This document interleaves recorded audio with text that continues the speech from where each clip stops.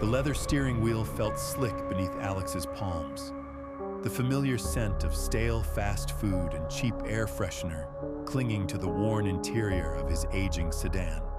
Rain streaked the windshield, catching the garish neon signs of downtown Seattle, smearing the city lights into watery streaks of color. He was bone-tired, the kind of exhaustion that seeped into your marrow after months of burning the candle at both ends. Divorce papers signed just 6 weeks ago, child support payments bleeding him dry, and a mountain of debt from a failed coffee shop venture. A naive dream crushed by ruthless competition and his own inexperience. Driving nights was the only escape hatch he'd found. The city slept, the roads opened up, and the passengers, often liquored up and loose with their cash, offered fleeting moments of financial relief. It was a grind, stealing sleep in fragmented hours, fueled by bitter coffee and sheer necessity. But for his daughter, Emma, whose picture smiled sadly from the cracked dashboard, he'd drive through hell itself. He'd been circling the downtown core for nearly an hour, the digital clock glowing a lonely 2:17 a.m. when he spotted them. Outside a trendy, dimly lit cocktail bar, 3 figures emerged into the damp night. One, significantly taller than the others, detached himself and stepped decisively into the street, his arm shooting out with an imperious gesture. Alex flicked on the available light and pulled over. The rear door opened first, disgorging a wave of cold, rain-scented air mixed with expensive cologne and the sharp tang of alcohol. 2 men tumbled into the back seat, one immediately slumping against the window, his breath fogging the glass. The tall man, however, opened the front passenger door and slid in with surprising grace. He filled the space, an imposing presence, even before Alex got a good look at him. "Evening, kid," the man said, his voice a smooth baritone that held an undercurrent of gravel. "Need a lift out to the edge. Know the Cedar Point development? Just off the old highway, past the county line?" Alex hesitated. Cedar Point was a good 45 minutes away, deep into semi-rural territory where streetlights became scarce. The fare meter would rack up, but the man hadn't asked the price yet. "That's a long haul, sir, especially this late," the man chuckled, a low, rumbling sound. He reached into the inner pocket of his impeccably tailored, obsidian black overcoat, not a wrinkle in sight. His hand emerged holding a thick fold of bills. He peeled off several without counting. 300, cash, up front. That cover it?" 300 was significantly more than the meter would likely show. Suspicion warred with desperate need in Alex's gut. The money was good, too good maybe, but the thought of Emma's next payment silenced his doubts. He nodded, taking the crisp bills. The man's fingers, Alex noticed as the money changed hands, were long and strangely elegant, adorned with multiple heavy rings, silver bands with dark, unidentifiable stones, one thick gold signet ring. A thick gold chain, glinting dully under the dashboard lights, disappeared beneath the collar of his pristine white shirt. The contrast between the apparent wealth and the late-night, slightly disheveled bar crowd was jarring. "Works for me," Alex said, putting the car in drive and pulling away from the curb. Silence descended, thick and heavy, broken only by the rhythmic swish of the windshield wipers and the soft, wet hum of tires on asphalt. The city gradually receded, the towering buildings giving way to lower structures, then strip malls, and finally, the dark expanse of the highway stretching into the rain-lashed night. From the back seat, a low, guttural snore erupted. The man in the passenger seat shifted. Apologies. My associate Greg seems to have overindulged in the reunion festivities. Haven't seen the lads in years. Things got spirited. He turned his head slightly towards Alex. His face was partially shadowed, but Alex caught the sharp line of a clean-shaven jaw, high cheekbones, and eyes that seemed to absorb the scant light rather than reflect it. "You mind if I leave the belt off? Damn things chafe. Besides," he added with a casual wave of his ringed hand, "little fender benders don't scare me much. Seen worse."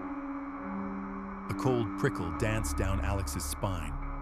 There was an unnerving nonchalance in the man's tone. "Suit yourself, sir. But the law, the man interrupted, a dry chuckle escaping him, "is a suggestion in the grand scheme of things, wouldn't you say? Especially out here." He gestured vaguely at the dark woods crowding the roadside as they left the last vestiges of suburbia behind. His laughter faded, leaving only the unsettling echo of his words and the rhythmic drumming of rain on the roof. The oppressive silence returned. Alex's knuckles were white on the wheel. The darkness outside felt absolute, swallowing the feeble beams of his headlights. He fumbled for the radio dial. "Mind if I put on some tunes? Helps the drive." A cold hand, surprisingly strong, closed over his wrist before he could touch the button. The man's touch was like dry ice. "No music," he said, his voice losing its previous smoothness, becoming flatter, harder. "Let's talk instead. I enjoy conversation. Tell me about yourself, driver. What brings a man like you out on a night like this?" Alex swallowed, pulling his hand back slowly. The man's gaze felt like a physical weight. "Just making a living. Night shifts pay better. Fewer cars." He kept it vague. "Making a living," the man repeated, drawing the words out. He leaned back slightly, the leather seat creaking. "A noble pursuit. Survival. I understand it well. Used to be in a different line of work myself. Enforcement. Did it well. Took pride in it. Had a certain artistry, but disagreements with the higher-ups." He made a dismissive flicking motion with his fingers. "Politics. Found myself adrift. Until my friends," he gestured loosely towards the back seat without looking, "reminded me of other opportunities. Now, construction." Alex seized on the familiar word. He'd spent a year temping for a construction law firm before his coffee shop gamble. Construction? Residential? Commercial? Infrastructure, the man corrected smoothly. A slow, deliberate smile spread across his face, revealing teeth that seemed just a fraction too white, too even in the dashboard glow. It didn't reach his eyes. Foundations, systems that support life. People need things, driver. Basic things, complex things, desires. I provide the framework. He reached into his coat pocket and pulled out a silver cigarette case, elegant and old-fashioned. "Mind?" Alex shook his head mutely, hitting the button to lower the passenger window a crack. The smell of expensive tobacco, laced with something vaguely earthy and unpleasant, like damp soil and decaying leaves, filled the car as the man lit up. The flare of the lighter briefly illuminating the sharp angles of his face and the unnerving intensity of his dark eyes. "See?" He exhaled a plume of smoke towards the crack in the window. "If you ask a person what they truly crave, the answers are fascinating, rarely simple. Power, security, revenge, love, often things just out of reach. The trick," he tapped ash negligently onto the floor mat, "is structuring the deal. My specialty. I build the opportunity. They pay after they receive.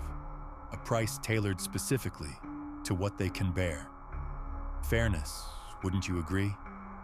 Alex felt a chill that had nothing to do with the damp air seeping through the window.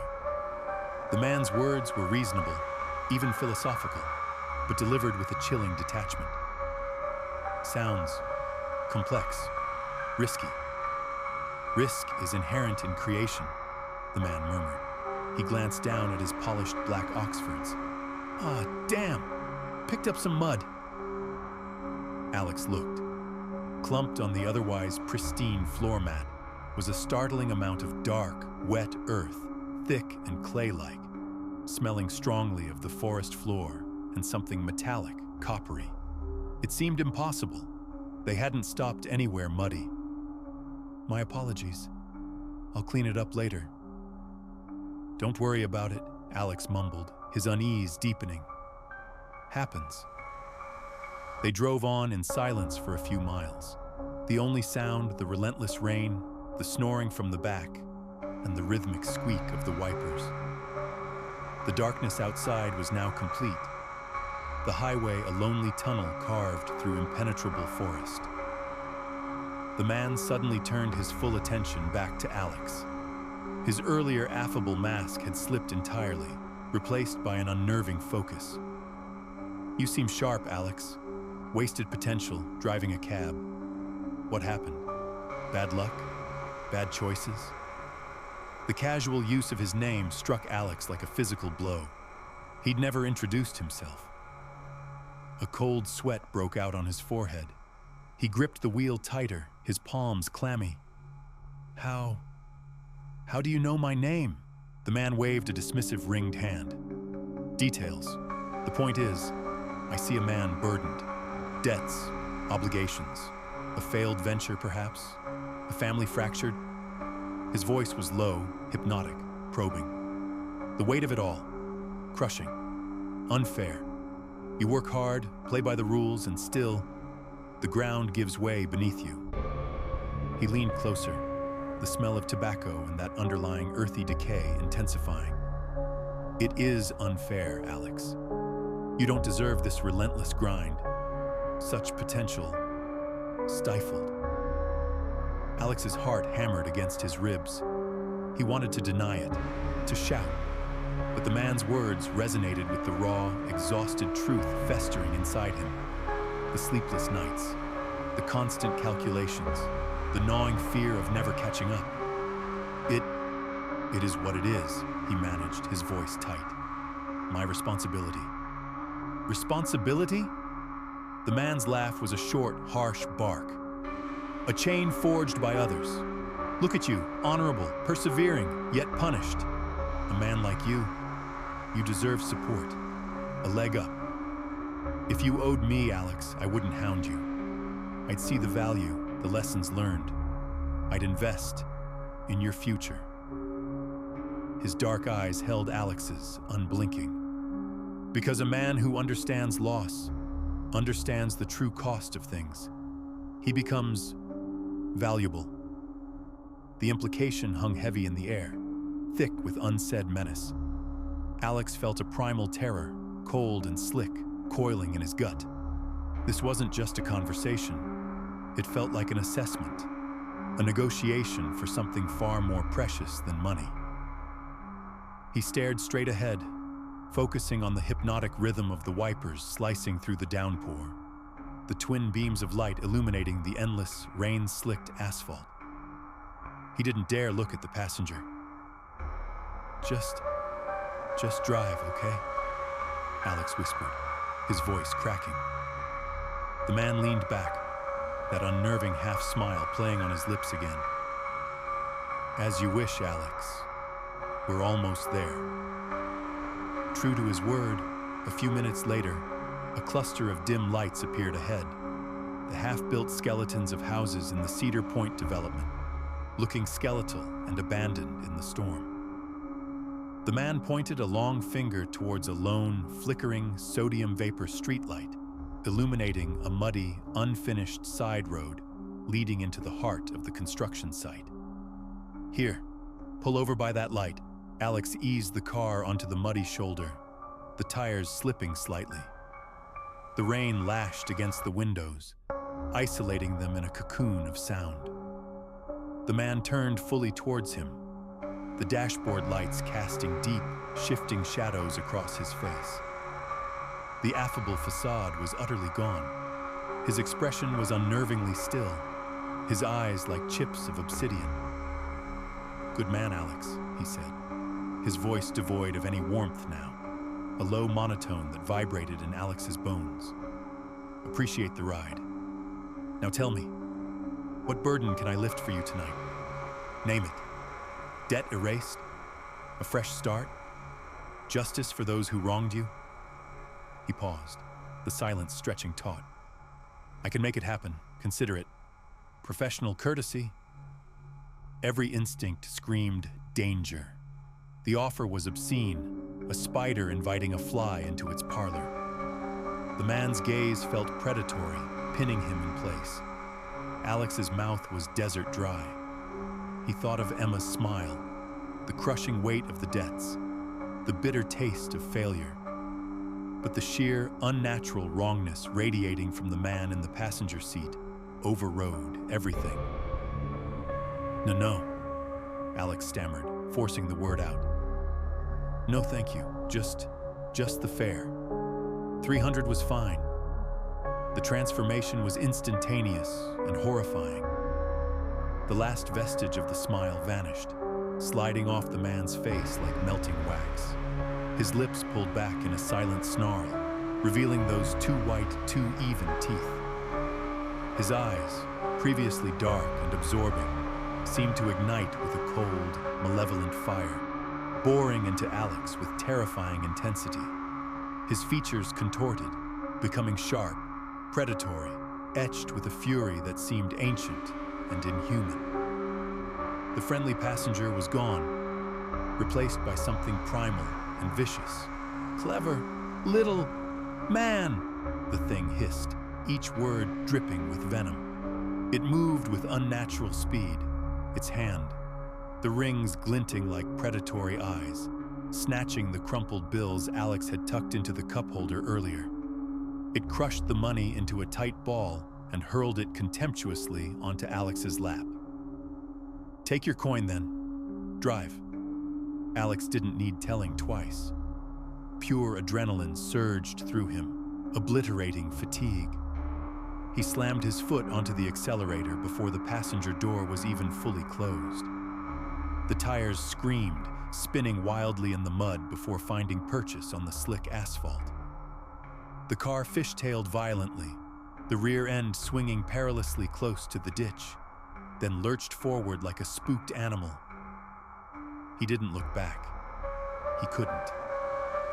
The image of that feral snarl, the eyes burning with unnatural hatred, was seared onto his retinas. He drove blindly, fueled by terror, the wipers fighting a losing battle against the torrential rain. The highway stretched before him, a dark, wet ribbon, but nothing looked familiar. Landmarks he should have recognized were swallowed by the storm and his own panic. The comforting grid of the city was gone. He was lost in a nightmare landscape. He drove for what felt like hours, every shadow morphing into the shape of the passenger, every reflection in the rearview mirror threatening to show that snarling face. The rational part of his brain knew the drive back shouldn't take this long, but time had become meaningless. His heart pounded a frantic drum solo against his ribs, his breath coming in ragged gasps. He replayed the conversation in his head, each innocuous phrase now layered with sinister meaning. Infrastructure for life. Pay after you receive. Price tailored to what you can bear. And the chilling, impossible detail. He knew my name. Finally, the familiar glow of the city appeared on the horizon, a smudged halo against the storm clouds. Relief, cold and shaky, washed over him as he navigated the familiar streets towards his apartment building.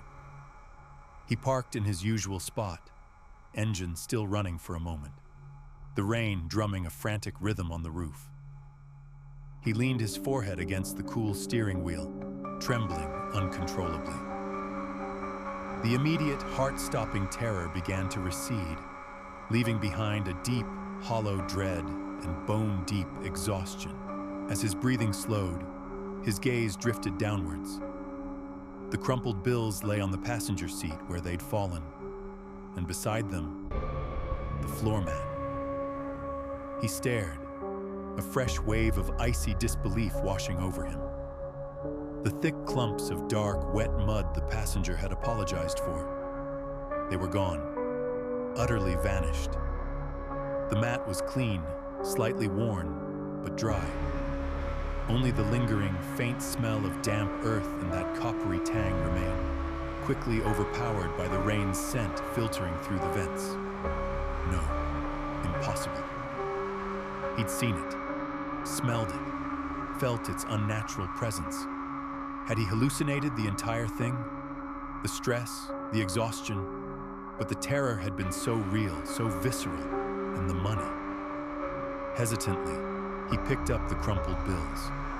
They felt strangely cold. He smoothed them out. $300 bills, exactly what he'd been paid. But as he held them, a wave of profound revulsion washed over him, so strong it nearly made him gag. It wasn't greed or relief he felt holding the cash.